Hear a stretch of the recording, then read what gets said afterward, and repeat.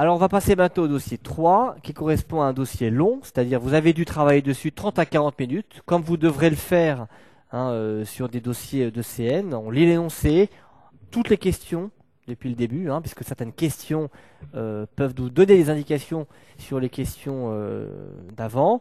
Et puis, donc, on va faire la correction en bloc des questions auxquelles vous avez essayé de répondre. Alors, lisons le dossier en détail. Et tout d'abord, donc, une femme de 65 ans, fumeuse, mais ne consommant aucun alcool. Alors, tous les éléments sont importants dans le dossier. Vous consulte pour asthénie, prise de poids, depuis la ménopause. Ça, c'est fréquent jusque-là. Elle a lu dans un magazine que la thyroïde fait grossir. Donc, bien sûr, vous êtes endocrinologue ou médecin généraliste avec une orientation un peu nutrition.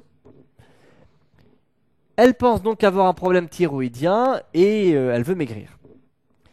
L'interrogatoire retrouve par ailleurs des paresthésies des bords externes des mains et elle vous dit qu'elle entend moins bien. Donc vous traduisez cela par hypoacousie. Elle entend moins bien depuis 6 à 9 mois environ. Un bilan général a été demandé. J'aime pas ce terme de bilan général, souvent comme ça qu'on le dit en pratique. Avec une natrémie à 132 mmol par litre, une kaliémie à 4,2 mmol par litre, chlorémie 102 mmol par litre, des bicarb à 24 mmol par litre. Vous avez fait une TSH, parce qu'évidemment, elle vous a dit c'est la thyroïde, donc vous avez fait une TSH. Cette TSH est à 25 milliunités internationales par litre pour une normale entre 0,1 et 4. Vous avez également demandé une T4, qui est à 4 picomol par litre pour une normale entre 9 et 25. Vous avez demandé des anticorps anti-thyroperoxydase, parce que vous vouliez en savoir plus sur la thyroïde. Ils sont à 1200 UI par ml pour une normale inférieure à 10.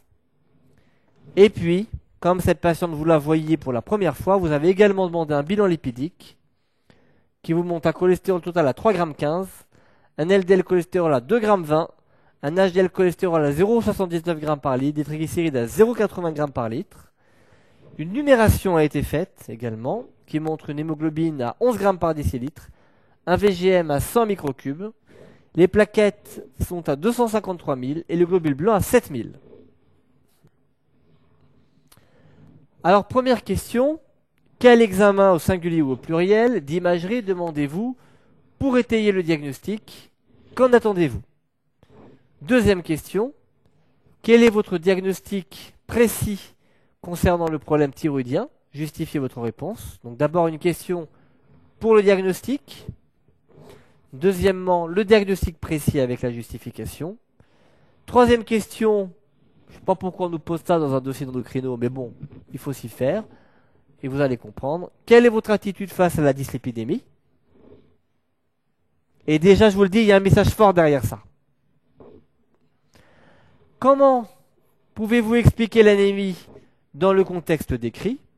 Bon, ça c'est pas beaucoup de points, mais c'est un petit truc qui tombe assez souvent dans ce genre de dossier, vous allez comprendre. Alors ensuite, votre patiente est amenée aux urgences à la demande de sa voisine qui l'a retrouvée somnolente. Elle vous dit que ça fait 2 ou 3 jours que votre patiente était fatiguée et qu'elle avait une gastro qui l'avait empêchée de prendre ses médicaments. Alors là, vous vous dites, franchement, je ne sais pas ce qu'on veut dans ce dossier. C'est un dossier d'endocrinologie. C'est une hypothyroïdie, bon ça on va le voir, mais c'est quelque chose d'évident. On a vu la TSH, on a vu le terrain, et puis tout d'un coup, une histoire de problème aigu, de gastro-entérite. Mais qu'est-ce qu'on veut bien me faire faire? Alors là, il y en a certains qui disent quelles sont les complications de l'hypothyroïdie, qu'on ne prend pas les médicaments, et on pense au coma myxodémateux. Alors si c'était ça, c'est facile, on va voir les éléments qui suivent. Le problème, c'est que ça ne va pas être ça du tout. Donc là, il faut commencer à raisonner et se dire pourquoi on me parle d'un problème aigu dans un dossier d'hypothyroïdie. Il faut que ça commence à cogiter dans la tête, et la lecture des éléments qu'on va voir maintenant va tout de suite vous orienter. Mais il faut déjà se poser la question, être actif à ce moment de la lecture du dossier. Il faut être actif à tous les moments et se dire où on veut m'emmener. Voyons donc la suite du dossier et les informations qu'on me donne.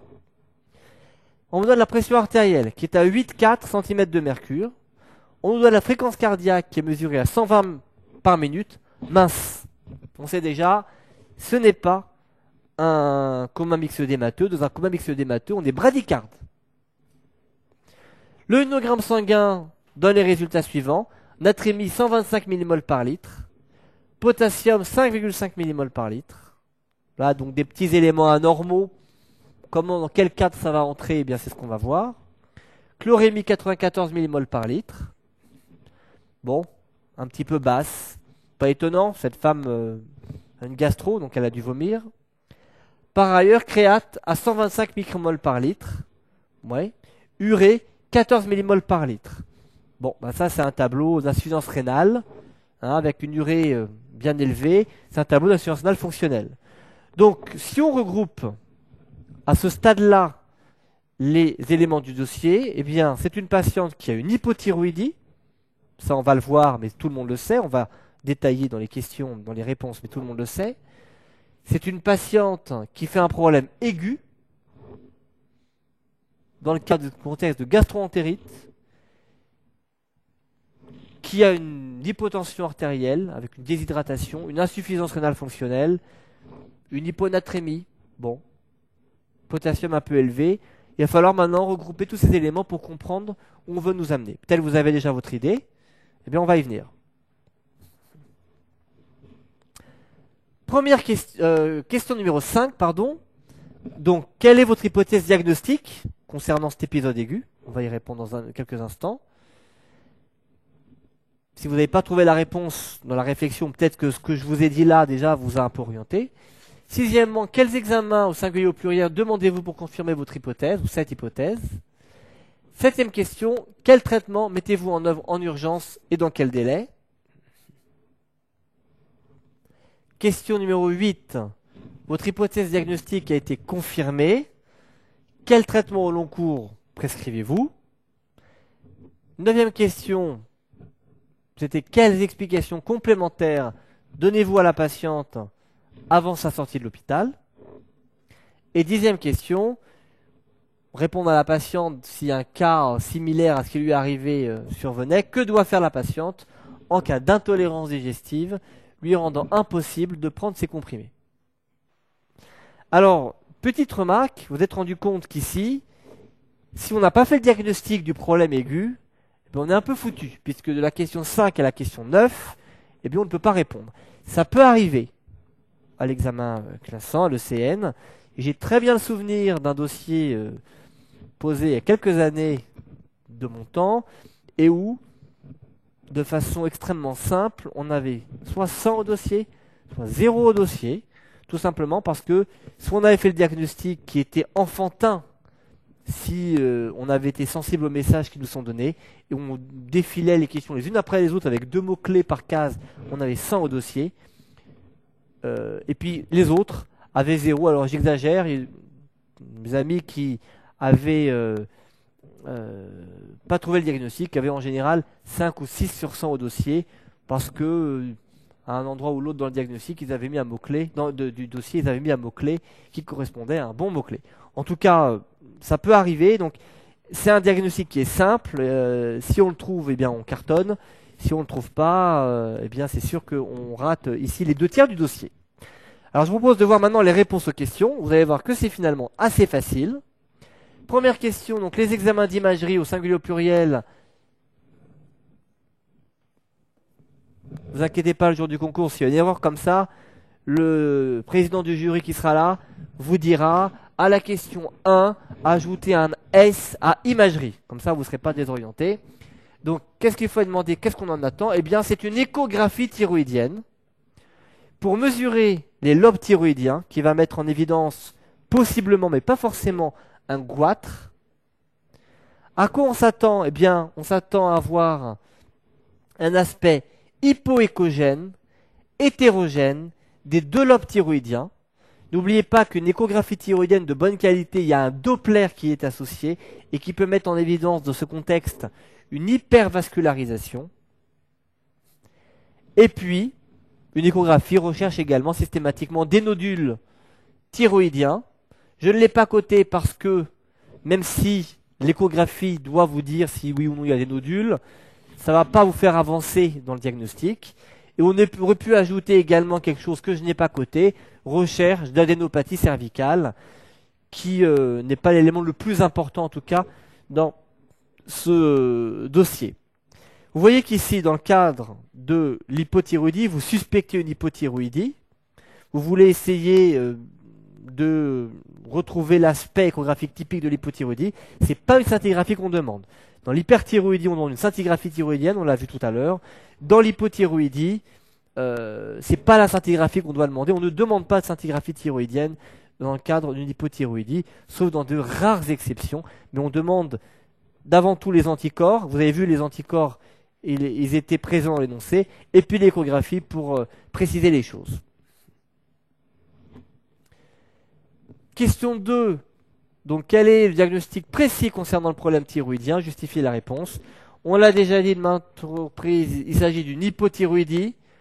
Pour confirmer, pour faire le diagnostic, il nous suffisait d'une chose, d'avoir la TSH qui est élevée. La T4 nous est donnée, elle est diminuée, mais vous voyez que je n'ai mis que 1 point à la T4, parce qu'en réalité, le diagnostic d'hypothyroïdie se fait sur la TSH. Je veux une TSH élevée, on a forcément une hypothyroïdie périphérique, ou dans des cas très rares, ça peut être un adénome thyréotrope, mais ça n'a rien à voir, et c'est très très très très rare. À ce moment-là, on a une TSH élevée, mais ne retenez pas ça dans la pratique. Dans la pratique, une TSH élevée égale hypothyroïdie. Le deuxième mot-clé important pour le diagnostic, c'était sur une thyropathie auto-immune, et vous aviez suffisamment d'éléments dans le dossier, à savoir les anticorps antithyroperoxydase très positifs.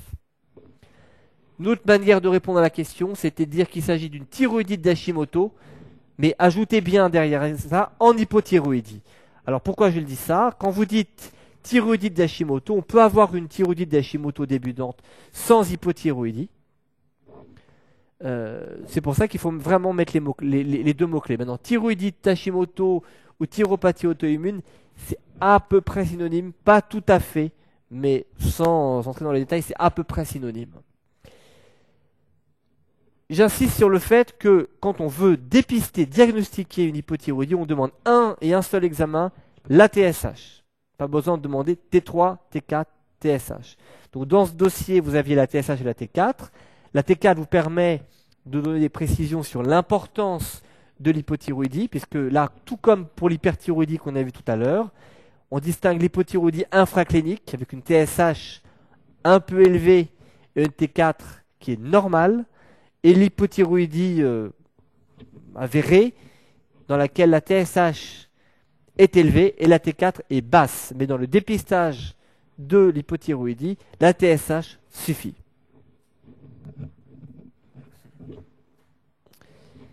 Question numéro 3. Interprétez le bilan lipidique. Quelle est votre attitude face à la dyslipidémie?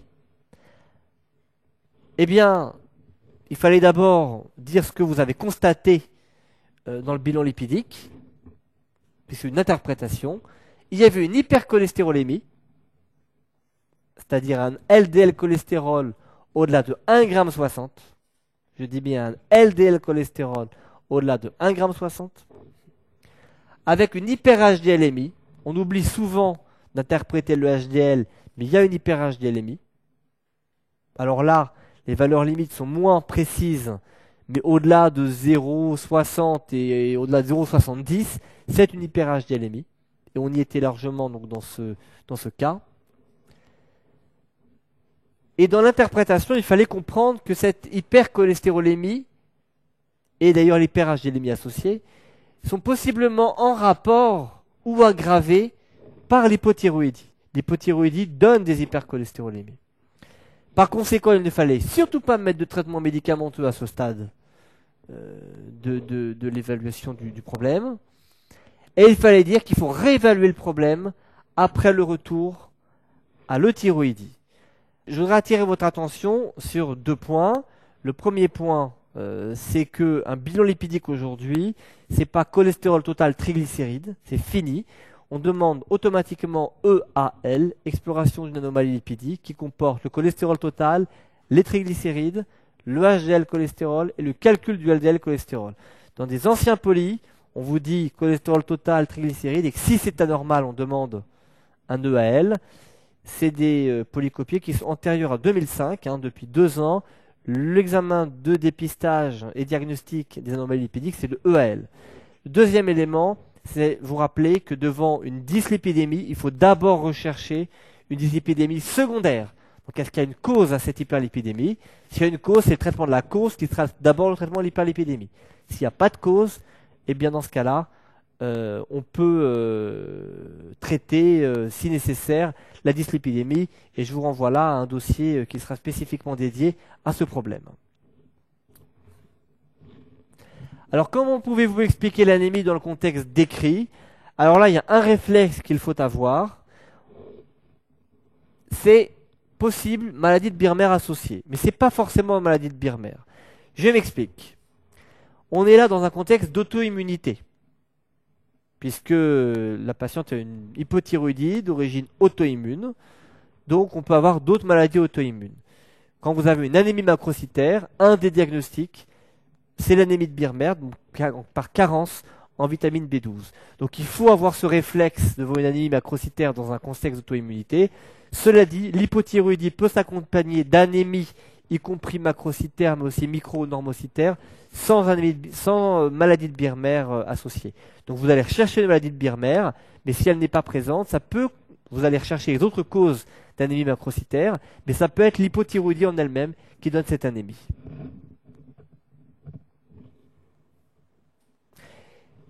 Je vous rappelle, juste avant de passer à cette question, que dans l'énoncé, il y avait marqué « Cette femme ne buvait pas d'alcool ». C'est là qu'on voit comment utiliser cette information. Alors, votre patiente est amenée, on arrive à cette fameuse question qui fait 0 ou 100. J'exagère un peu, mais enfin, qui vous permet de répondre aux questions qui viennent ou non. Votre patiente est amenée en urgence à la demande de sa voisine, qui l'a retrouvée somnolente. Elle vous dit que ça fait 2 ou 3 jours que votre patiente était fatiguée, elle avait une gastro, ça l'avait empêché de prendre ses médicaments. La pression artérielle est à 8,4 cm de mercure, petite erreur ici. La fréquence cardiaque est mesurée à 120 par minute, donc on est dans le cadre manifestement d'une hypotension avec tachycardie, on est probablement dans une déshydratation. Il existe des vomissements, ça nous arrange, le patient se déshydrate peut-être en partie par des vomissements. On a un œnogramme sanguin qui montre une hyponatrémie, une hyperkaliémie, un chlore un peu bas, une créate à 125, une urée à 14. Donc là, on peut vraiment regrouper la créate, l'urée, l'hypotension, la tachycardie dans le cadre général d'une insuffisance rénale et d'une déshydratation. Quelle est votre hypothèse diagnostique justifiée? Alors là, il y a un réflexe à avoir, hyponatrémie plus hyperkaliémie. Vous pensez à l'insuffisance surrénale aiguë. Et là, ça tombe bien. On n'a pas été salaud, on n'a pas à aller mettre deux diagnostics qui n'ont rien à voir dans le même dossier. Non. L'insuffisance surrénale aiguë peut s'intégrer dans le cadre d'une hypothyroïdie, plus exactement peut être associée à une hypothyroïdie. Et on va le voir tout de suite pour quelle raison. Donc votre hypothèse diagnostique, eh bien, insuffisance surrénale aiguë, probablement d'origine auto-immune. Je vous rappelle que parmi les causes d'insuffisance surrénale, il y a en premier lieu l'insuffisance surrénale auto-immune. Il y a également la tuberculose bilatérale des surrénales. Ce sont les deux causes dont on parle le plus souvent. Il y a également une troisième cause dont on va reparler dans quelques minutes, qui est le bloc en 21 hydroxylase. Donc hyponatrémie, hypercalémie, vous pensez à l'insuffisance surrénale. Ici, on est dans le cas d'une hypothyroïdie auto-immune. Donc on y associe une autre maladie auto-immune qui est l'insuffisance surrénale. Et pour celles et ceux qui veulent faire bien, vous savez qu'insuffisance surrénale plus hypothyroïdie auto-immune, ça s'appelle comment? Syndrome de Schmitt. Tout le monde le sait. Et c'est vraiment ce qu'on retrouve dans ce dossier. Donc on justifie, il y a une hypotension artérielle, une tachycardie, une insuffisance rénale fonctionnelle, et surtout l'hyponatrémie plus hyperkaliémie. Voilà, avec ça, vous faites le diagnostic, vous êtes quasiment certain, dans ce contexte d'auto-immunité, qu'il fallait citer, que vous avez une insuffisance surrénale aiguë d'origine auto-immune. Question suivante, quel examen ou singulier au pluriel demandez-vous pour confirmer votre hypothèse diagnostique? Alors là, il y a deux manières de répondre. Ce que j'ai privilégié, c'est de marquer tout de même cortisol plasmatique en urgence, mais il faut tout de suite mettre derrière ça, on ne doit pas faire attendre le résultat pour débuter le traitement. Encore une fois, le message est de dire on prélève le cortisol, ça coûte rien, ça prend pas de temps, mais qui confirmera le diagnostic. Un cortisol effondré vous confirmera qu'il s'agit bien d'une insuffisance surrénale, mais ça ne doit pas faire attendre le résultat, on ne doit pas attendre le résultat pour commencer le traitement. Il y avait une autre manière de répondre à la question, qui était de dire aucun examen ne doit être réalisé, mais je vous conseille quand même de marquer qu'on fait la prise de sang pour le cortisol parce que ça sera quand même utile pour confirmer le diagnostic et être certain qu'on a bien cette insuffisance surrénale. Et l'élément peut-être le plus important, c'est vraiment de dire qu'on ne doit pas attendre le résultat pour traiter. C'est d'ailleurs ce qu'on va retrouver dans la question suivante. Quel traitement mettez-vous en œuvre en urgence et dans quel délai? Immédiatement. Et si vous ne l'avez pas mis à la question d'avant, il faut le mettre ici avant d'attendre le résultat de la cortisolémie. Et le traitement est simple, les éléments de base sont simples. Hydrocortisone, donc on met imisuccinate hydrocortisone, IV ou IM. Vous n'avez pas théoriquement à connaître la dose, mais là, je pense qu'il faut quand même savoir, c'est facile de s'en rappeler, c'est 100 mg. Deuxième élément clé, c'est la réhydratation par un sérum glucosé avec du NaCl. Et là encore, on prend quelque chose qui réhydrate bien, donc isotonique. Du glucosé, pourquoi? Parce qu'on a tendance à l'hypoglycémie, même si ce n'est pas forcément une vraie hypoglycémie, mais il y a tendance à l'hypoglycémie dans le cadre de l'insuffisance surrénale aiguë. Et là, il y a tout plein de schémas possibles qui vous sont décrits. Je ne crois pas que ce soit important de connaître ces schémas-là. Là, je vous ai donné un exemple, 2 à 3 litres les 2 premières heures. Le message est de bien réhydrater cette patiente qui, vous l'avez vu, a une hypotension artérielle et est déshydratée. Si on a mis du potassium dans la perfusion, c'est moins 10 à la question. Je vous rappelle que dans l'insuffisance surrénale aiguë, il y a hyponatrémie et une hyperkaliémie. Donc pas de potassium à la phase aiguë, au départ, lorsqu'il y a une insuffisance surrénale aiguë. Le transfert en soins intensifs pour la poursuite de la réhydratation et le traitement par hydrocortisone.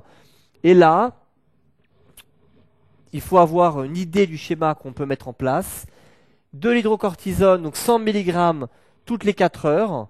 Dans ce cas-là, on l'associe à du syncortile, c'est un minéralocorticoïde, puisque à ces doses-là, l'effet de l'hydrocortisone n'est pas semblable. Enfin, il faut apporter des minéralocorticoïdes. Il y a d'autres schémas dans lesquels on amène de l'hydrocortisone toutes les 2 heures, et dans ce cas-là, il y a un effet minéralocorticoïde qui fait qu'on peut se passer du syncortile.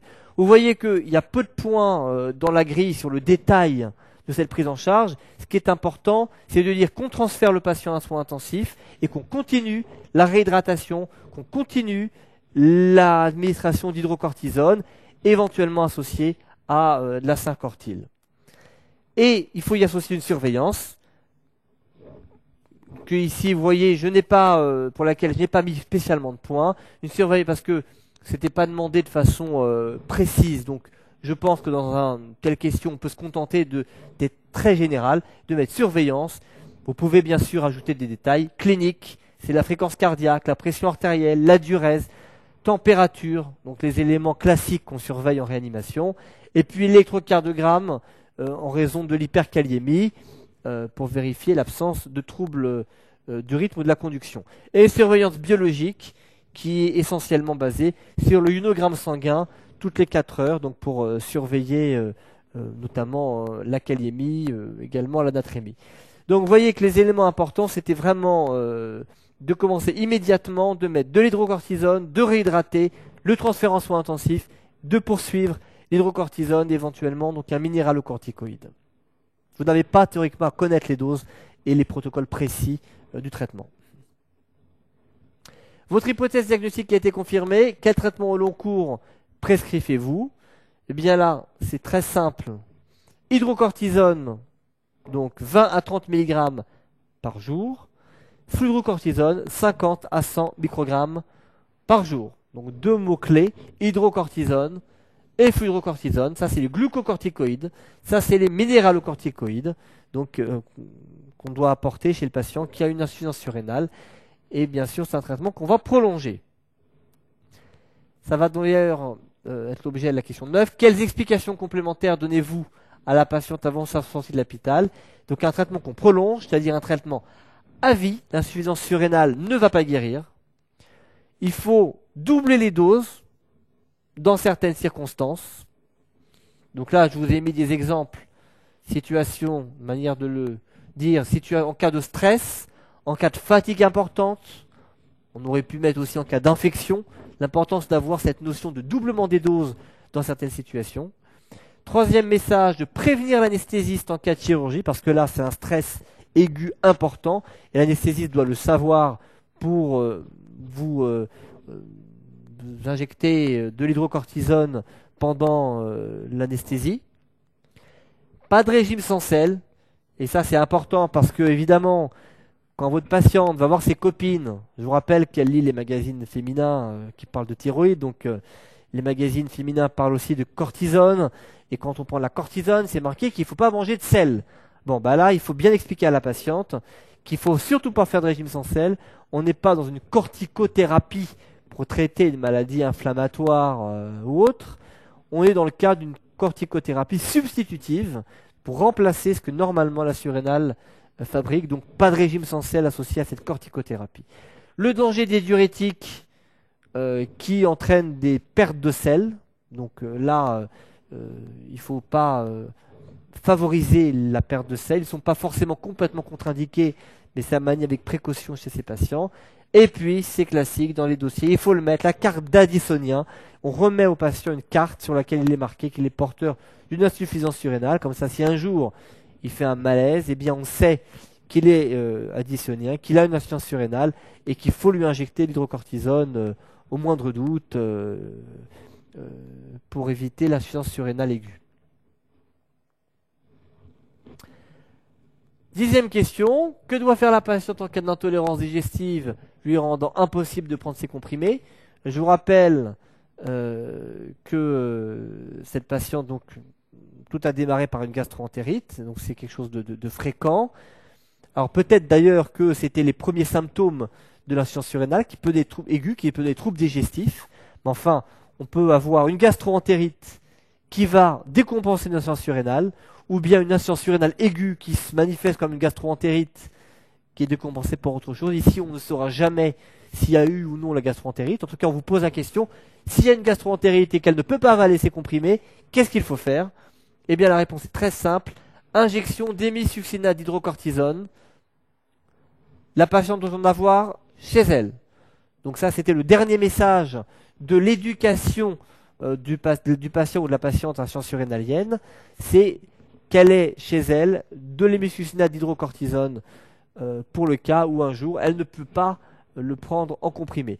N'oubliez pas encore dans un dossier d'insuffisance surrénalien, je ne l'ai pas mis ici comme mot-clé, mais faudrait le mettre peut-être idéalement, de mettre quelque part éducation du patient, éducation de la patiente, en reprenant les éléments qu'on a donnés tout à l'heure sur pas de régime sans sel, éviter les diurétiques et même les laxatifs, on pourrait ajouter traitement à vie, et puis l'hémisuccinate d'hydrocortisone. Tout ça, c'est l'éducation du patient qui a une insuffisance surrénalienne.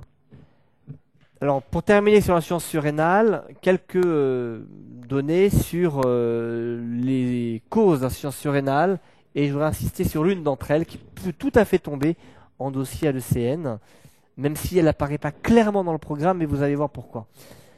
D'abord, donc, auto-immune, on a vu, c'est la cause la plus fréquente, celle qu'on a vue aujourd'hui. Tuberculose bilatérale des surrénales, qui est une autre cause classique d'insuffisance surrénale. Le bloc en 21 hydroxylase. Je voudrais insister là-dessus, sur les diapositives juste après.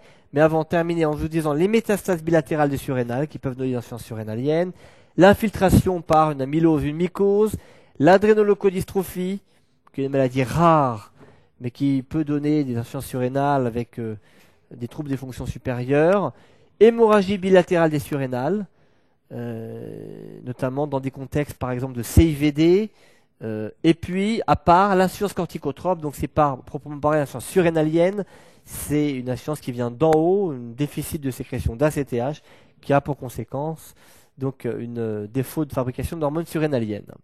Donc insister là-dessus, sur cette notion de bloc, et notamment le bloc en 21 hydroxylase, parce que c'est un problème qui donne d'une part une insuffisance surrénale et d'autre part un hirsutisme. Et je pense que ça peut tomber à l'ECN, et je vais vous en dire quelques mots.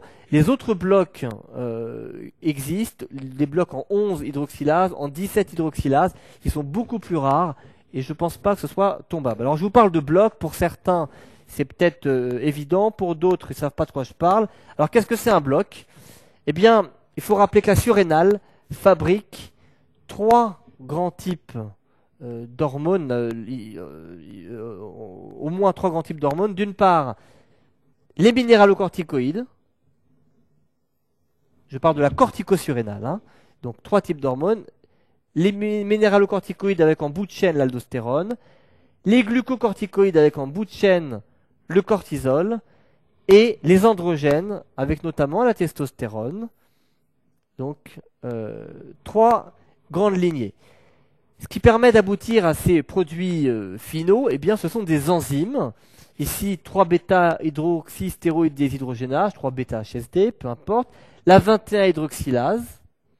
La 17-hydroxylase, qui permet, vous voyez, d'aller par là, dans ce sens-là.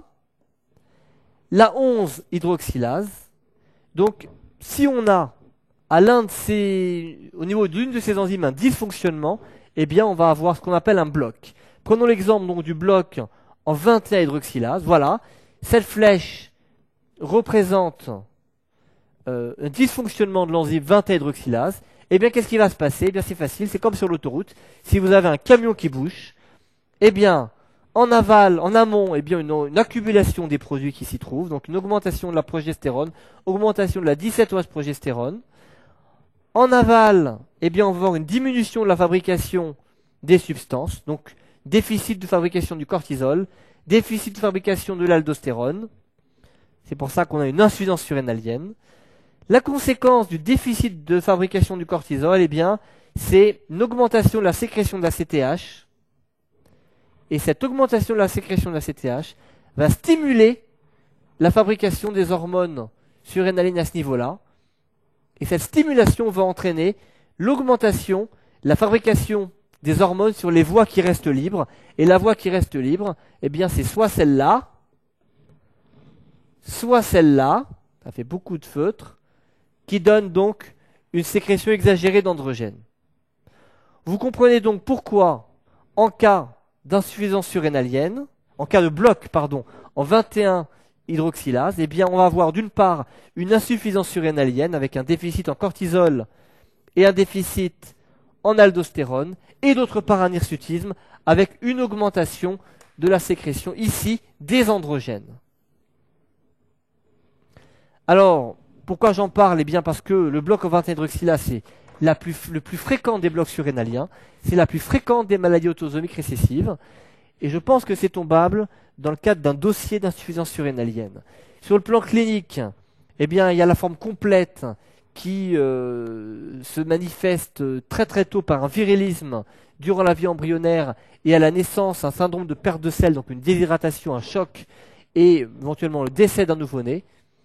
Il y a des formes incomplètes qui sont fréquentes à révélation tardive, qui se manifestent par une pseudo-puberté précoce, par une petite taille à cause de l'hyperandrogénie, un hirsutisme, je vous le disais, et éventuellement des troubles des règles qui sont liés à l'hyperandrogénie. Et dans cette forme-là, on peut avoir une insuffisance surrénalienne plus ou moins importante, qui peut se révéler à un moment donné par une décompensation aiguë. Et puis il y a des formes complètement asymptomatiques qui ne se mettent en évidence que par le diagnostic génétique. Sur le plan biologique, comment on en fait le diagnostic? Eh bien, encore une fois, il y a une insuffisance surrénale d'intensité variable. Dans la forme complète, si on dose l'aldostérone et le cortisol, eh bien, ils vont être bas, même de base. Dans d'autres cas, eh bien, on a des taux qui sont normaux, spontanément, mais quand on fait un test au synactène, donc on stimule les surrénales avec la CTH, eh bien, le cortisol est peu stimulable. Donc c'est là qu'on met en évidence une insuffisance surrénalienne qu'on n'aurait pas détecté forcément de manière évidente. Et puis ce qui va permettre de faire le diagnostic du bloc, c'est le dosage de la 17-OH-progestérone. Alors, de manière basale, le diagnostic de bloc est suspecté si la 17-OHP est au-delà de 5 nanogrammes par millilitre. Et c'est ensuite un test synactène sur la 17-OH-progestérone qui va permettre de confirmer souvent le diagnostic. Alors à quoi on s'attend? Je vous laisse 30 secondes pour réfléchir. À quoi on s'attend, hein? Rappelez-vous du schéma précédent. On va stimuler les surrénales avec de la CTH. S'il y a un bloc, il y a certains produits qui vont s'accumuler dans le sang. C'est la 17-OH-progestérone, ce qui veut dire que quand on stimule la surrénale et qu'il y a un bloc, on a une accumulation de la 17-OH-progestérone. Au-delà de 20 nanogrammes par millilitre, on peut affirmer le diagnostic. Et en dessous de 12 nanogrammes par millilitre sous stimulation, eh bien, on peut éliminer le diagnostic de bloc en 20T-hydroxylase. Donc si vous avez un dossier d'insuffisance surrénalienne avec un hirsutisme, pensez à ce diagnostic. Demandez la 17-OH-progestérone de base et éventuellement avec synactène. Et puis ensuite, il y a un diagnostic génétique qui est possible, donc de l'insuffisance surrénalienne. Et il faut, comme c'est une maladie génétique, il faut également faire un diagnostic dans le reste de la famille. Quelques points clés à retenir pour finir sur ce dossier. Rappelez-vous que le diagnostic de l'hypothyroïdie périphérique, c'est la TSH qui permet de le faire. Posez-vous toujours la question d'autres maladies auto-immunes quand on est dans un contexte de thyropathie auto-immune. Donc, maladie de Birmer, pourquoi pas s'il y a anémie. Insuffisance surrénalienne, si le patient est fatigué, n'hésitez pas à faire un dépistage d'insuffisance surrénalienne. Troisième message, hyponatrémie, hyperkaliémie, pensez toujours à l'insuffisance surrénale. Devant une insuffisance surrénale et un hirsutisme, pensez à un bloc en 20T-hydroxylase. Le traitement de l'insuffisance surrénale aiguë, c'est hydrocortisone, hydratation et fludro, mais j'aurais pu mettre plutôt minéralocorticoïde. Fludrocortisone, mais c'est minéralocorticoïde. Pensez à l'éducation du patient. On est dans le cas d'une maladie chronique. Quand on parle de maladie chronique, donc insuffisance surrénale, il faut penser à éduquer le patient. Et n'oubliez pas que si vous séchez sur un diagnostic, pensez à l'insuffisance surrénalienne, parce que ça peut prendre diverses formes, que ce soit dans la forme chronique, quelqu'un de fatigué avec quelques troubles digestifs qui perd du poids, pensez à ça, que ce soit dans une forme aiguë avec des troubles digestifs, une fatigue, une déshydratation, pensez toujours à ce diagnostic, surtout si il n'y a rien d'autre auquel vous pouviez penser, ayez toujours ça dans un coin de la tête en tout cas.